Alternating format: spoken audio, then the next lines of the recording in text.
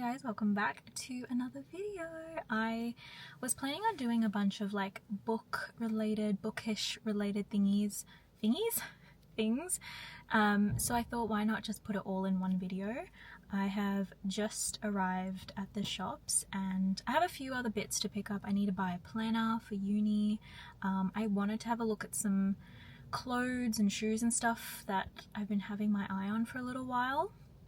That's not really bookish related, but after that I was thinking of hitting up some op shops in like around here. There's like two I have in mind, so I just want to have a little look, see if they have any books. That's kind of my favorite way to buy books, is honestly going to thrift stores and op shops, because it's just a bit more affordable, you know.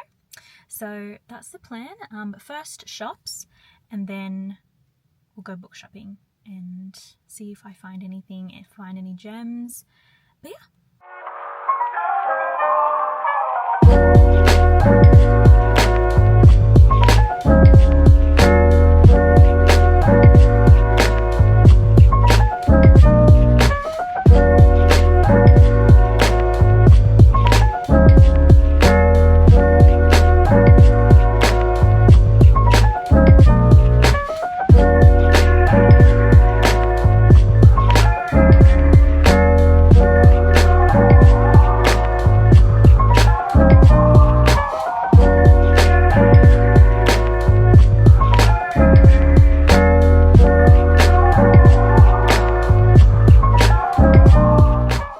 Okay, I just came back, got in the car, I just had some lunch. I had sushi because I was starving. But yeah, I don't know if you guys saw, but it was like kind of a massive fail. I'm kind of annoyed because every time I try to film one of these, like I'm going shopping or I'm going thrifting, I fully expected to pick up like at minimum 3 to 5 books today, and there was like nothing that I wanted. So this is looking real bad, but it just happens that way, I think. I don't know why I had a lot of hope, but anyways, I went to Lifeline, as you saw, and there was one book. It was like Clockwork Prince, and for some reason I just didn't want to get it. I think my brain is like, I didn't want to book without the other two in the series. I just didn't want this lone novel on my shelf without the other two. I mean, but that's kind of how it is if you're going to collect it in this way. Like collect series by going to thrift shops, you're not going to always get every single book in a series. You're not going to get them in order. Yeah, so I just left it, and then there was the Robert Galbraith's Career of Evil, but then the corner of the book was like chewed off, and I was like, oh, like I would take it, but yeah, it was just, I was like, maybe not, you know, like if I'm going to get a copy, I don't mind if the pages are yellowed. I don't mind if there's even a little bit of water damage. Like, I'm really not too fussed because it's obviously secondhand. But I feel like because there was literally like a hole in the corner of the book, I was like, yeah, I don't think I can do this. So I left that. And honestly, the other stuff in the thrift store was more appealing to me, like the clothes and the like crockery. And I had a look at some of the like huge, like, what are they called? Like cooking books and the like encyclopedias and stuff, just for like junk journaling and journaling. Nothing really stuck out. I'm sure they're all like pretty good actually, just to scrapbook with, or as I said, do all the other things with, but nothing was like sticking out in my head. And then I finished my rest of my shopping, which was actually okay. It wasn't like too bad. The other thing that I went to, anyways, I'll get to that. And then I went to Vinnie's again. Like, I went to the Vinnie's, the book section was well stocked, but like again, nothing that I was interested in. I saw some books that were good. I saw a TJ Klune book, but again, nothing was like making me want to buy it. I also did see a Bane Chronicles novel, like by Cassandra Clare. It was $4 though, and I was just thinking, this is a bit like, yes, it's way cheaper than buying it full price, and that's why sometimes I'm like, just buy it, I don't care. But again, I don't know what it is. Maybe like, I don't know. I was also looking for a planner, and I was also looking for like a dot journal, like some like, or a journal with like no like with blank paper, and nothing. I went to the reject shop, nothing. I went to like a craft store. It was huge. There was so much stuff. I don't know if you saw the clip with all the like acrylic paints. I thought it was going to be like literally faint, but there was no like notebooks or stationery quite in that way. So I was a bit like, oh, the reason I was hopeful for the reject shop, which is like a dollar store if you don't know, is because it's kind of bad that it's called a reject shop. I'm just realizing. Anyway, it is what it's called. It's like a dollar store. I remember like years ago, I got lucky and I went to this reject shop, not this exact one, like a different one. And I managed to find like this mauve pink, like a faux leather journal with dot grid paper. And so I just got it in my brain that like they have gems like that all the time in there, but no, unfortunately not. Anyways, it's like 1:40. I am going to just drive home.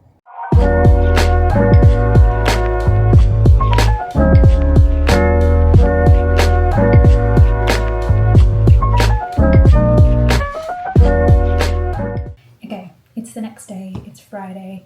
I came home yesterday and pretty much did nothing except try to read my book because I was just kind of zapped of my energy.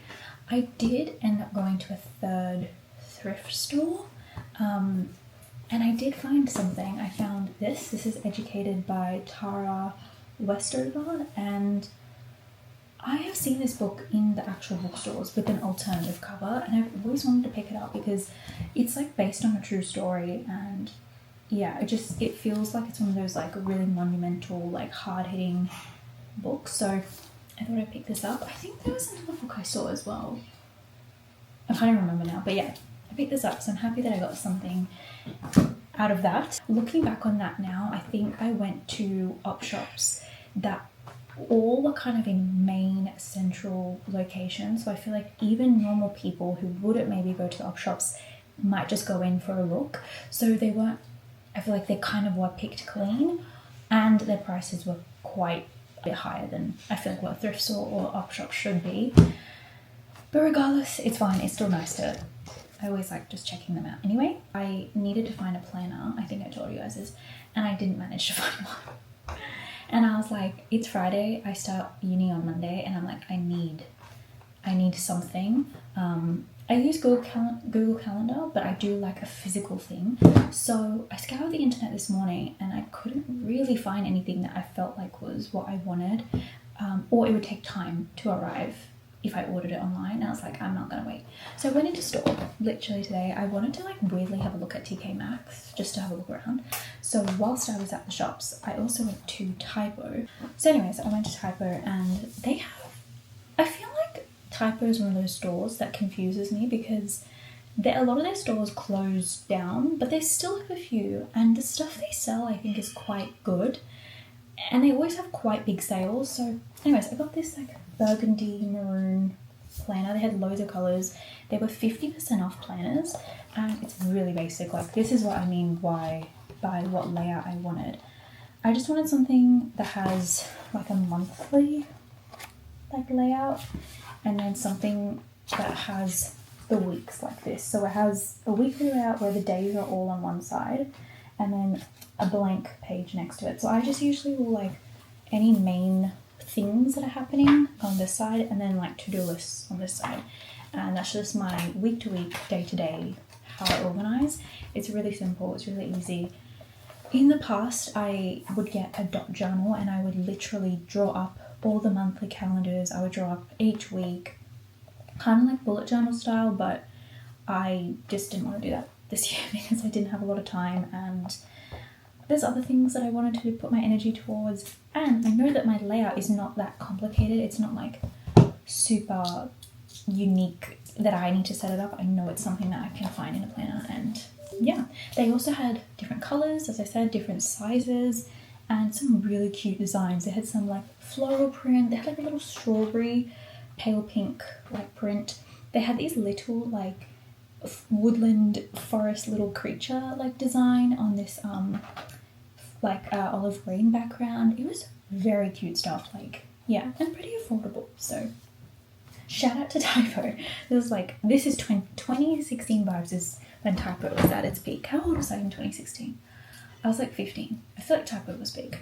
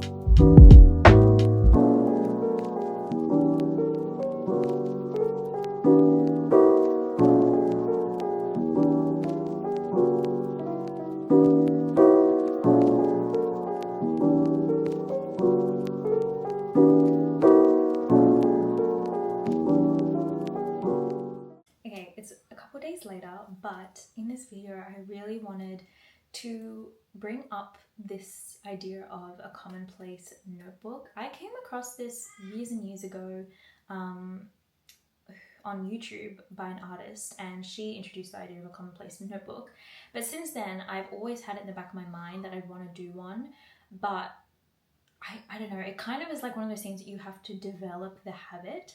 So for anyone who's like unaware, there's loads of like actual official definitions of what commonplacing is. I'm sure you can look into it, but I'll give you guys my understanding of what commonplacing is and what a commonplace notebook is.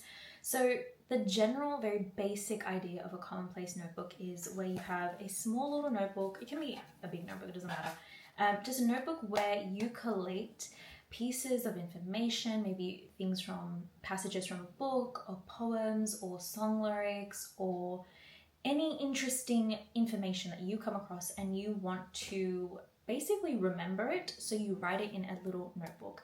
And the idea is that you're creating almost like a personal encyclopedia of information that is interesting to you. The commonplace notebook, from my research, was very popular in like Greek and Roman times, where philosophers were obviously discussing their theories and collating ideas, and so that was a time where they used commonplace notebooks. But I think it was most popular during the Renaissance period. So a lot of philosophers and people have used them as a way to collate their ideas and their theories, and have been handed out to students. Students have been encouraged to have one. Like it's like a very, almost like an academic thing to do.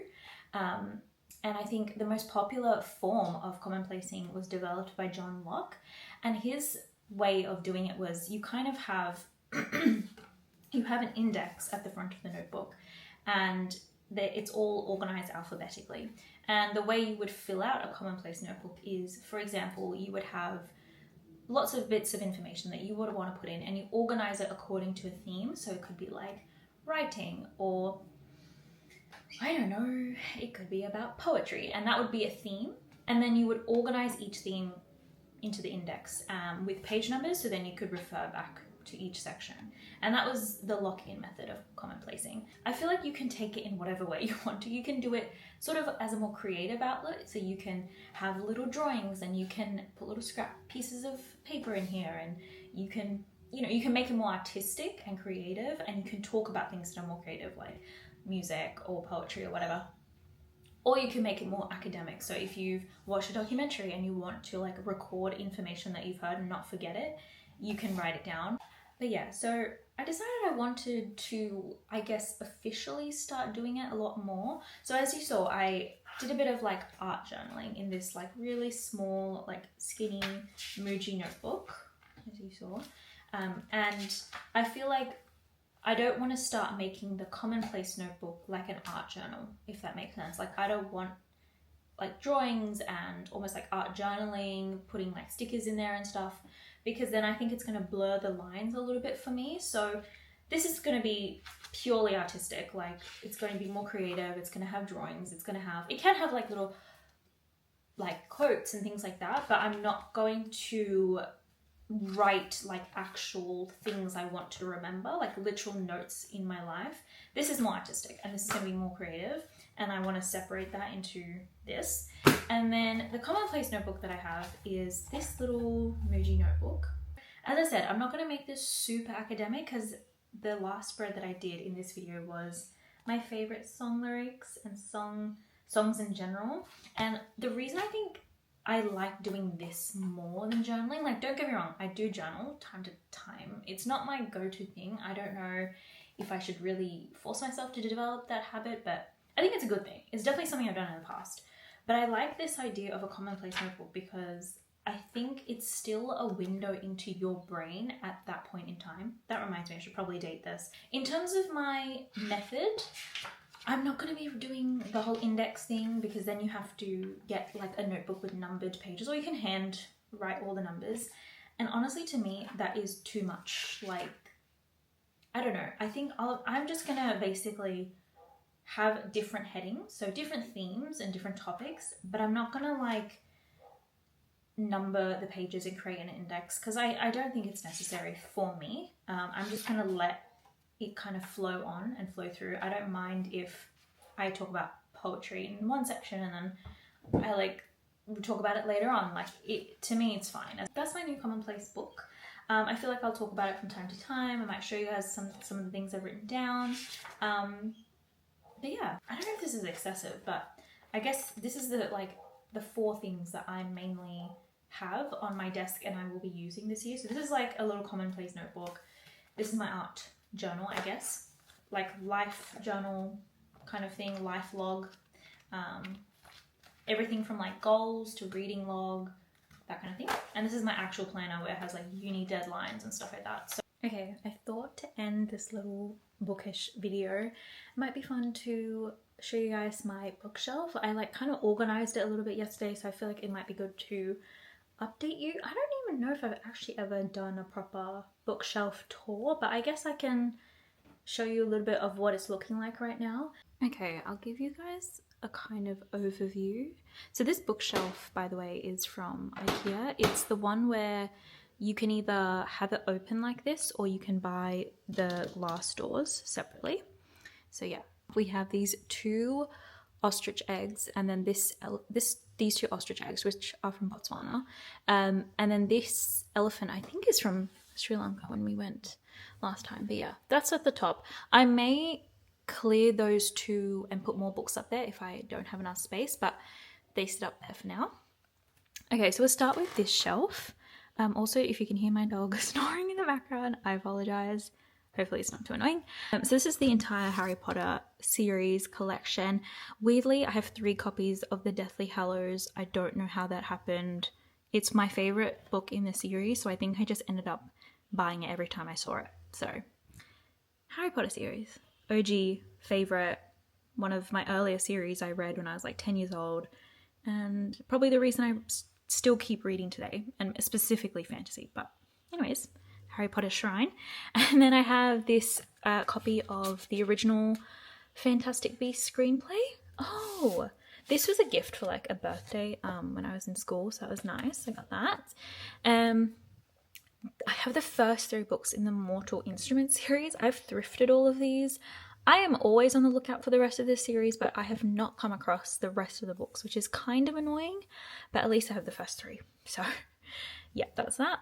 I have the Heroes of Olympus series. I got this for Christmas one year, like when I was in high school, but this is like one of my all-time favorite fantasy series I read. I think I prefer this over to the Percy Jackson series. So yeah, I'm kind of happy I have this collection. The covers are gorgeous. Like, look at that beautiful cover. But yeah, one of the first series I read when I was in high school, and I obviously loved it, so I'm happy that I have a copy. But yeah. So over here I have 2 copies of C.S. Lewis's. This is the Chronicles of Narnia series. If you don't know, the Chronicles of Narnia are kind of like a long series. For some reason, I have book 3 and book 7. But yeah, so how come I don't have The Lion, the Witch, and the Wardrobe? That is weird. Anyways, that's weird. I think I did have a copy of The Lion, the Witch, and the Wardrobe because I'm pretty sure I had to read it for school. But anyways, that's what I have. I have this vintage like collection of great stories that I got at like a vintage bookstore in Melbourne. So that's that. This is a children's book, and these are some poetry books that I have on the side. I should show this cover of this book. This I thrifted as well. Look how gorgeous. I think I didn't even read the inside. I just was wanting the cover. It's like this almost like coffee tea stained. It reminds me a lot of, if you've seen what liner printing is, the texture of this design reminds me of liner printing. But yeah, anyways, that's that book. I do collect books for obviously their content, but sometimes if I see a really pretty cover, I will take it. Okay, next shelf. This is all like classics and literary fiction, so I'll just kind of gently go. So we've got some Gatsby, we've got Catcher in the Rye. Some of these I read, some of these I haven't. So I have not read Midnight's Children, I have not read Jane Eyre, I have not read Anne of Green Gables. I've not finished Lady Audley's Secret. But yeah, these are sort of the classics I have. This is one of the best books, I will say. If you are someone who wants to understand the like immigrant experience, go on. This little ornament, I swear I got it when I was in primary school and I went to the opera house for the first time. So it comes with a little stand that like lights up, but anyways, I don't know what that is.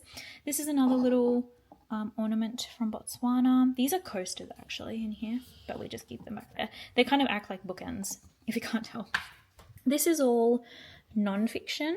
So, any other thing? These are like kind of religious kind of books, like Bible, like what's it called? Journaling Bibles that I've had over the years, obviously super old. Yeah, these are like non-fiction essays on like politics and self-help and that kind of stuff. I have to crouch down. This is like more fiction, I would say. So I have Olivia Blake, The Atlas Complex. This is book 3 in the series. I have Gone Girl. This is the Robert Galbraith series. So most of these I have thrifted. Some of them I have bought, but yeah, most of them thrifted. This whole series I thrifted. So yeah, this is more fiction. It's like a kid's book. I don't know why we have that, but yeah. This is the book that I thrifted in this video. So down here we have some more self-help books. This is just like notebooks and stuff. Again, more fiction.